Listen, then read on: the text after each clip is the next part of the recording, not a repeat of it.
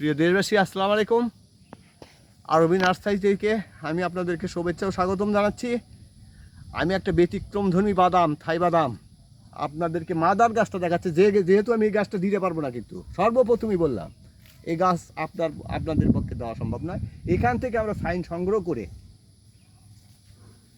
সংগ্রহ করে কলম করে তারপর সেই চারা উৎপাদন করে সেই চারা আপনাদের মধ্যে পৌঁছে দিয়ে থাকি।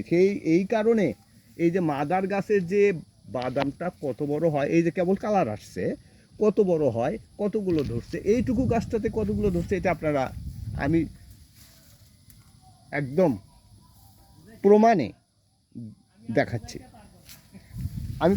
দেখাচ্ছি। কারণ হলো গল্প করে লাভ নাই যে বাদামে এতটা আছে এতটা আছে।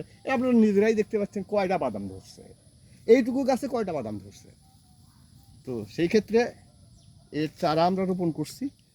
চারা আছে, প্রচুর চারা আছে। এই যে দেখেন, এই যে কালার আসছে, কেবল এই যে কালার আসতেছে। আরও সময় লাগবে, কেবল ছোট্ট, আরও সময় লাগবে, আরও বড় হবে, অনেক বড় হবে। তা দেশি প্রবাসী ভাইরা যিনি যেখান থেকেই দেখছেন এই বাদাম, আমি তো ডাক্তারি শাস্ত্র জানি না, কিন্তু ডাক্তারের জ্বর আসলে বলে যে বাদাম খেতে, বাদাম নাকি মহা ঔষধ। তো যাক, আমি ডাক্তারি শাস্ত্র জানি না, অনেক সময় ডাক্তাররা বলে থাকেন। তো যাই হোক, দেশি প্রবাসী ভাইরা যিনি যেখান থেকে দেখছেন, ইনশাল্লাহ আমার স্ক্রিনে হোয়াটসঅ্যাপ ইমো নাম্বার দেওয়া আছে। বাংলাদেশের প্রত্যন্ত অঞ্চলে এই চারাগুলো আমরা পৌঁছে দিয়ে থাকি।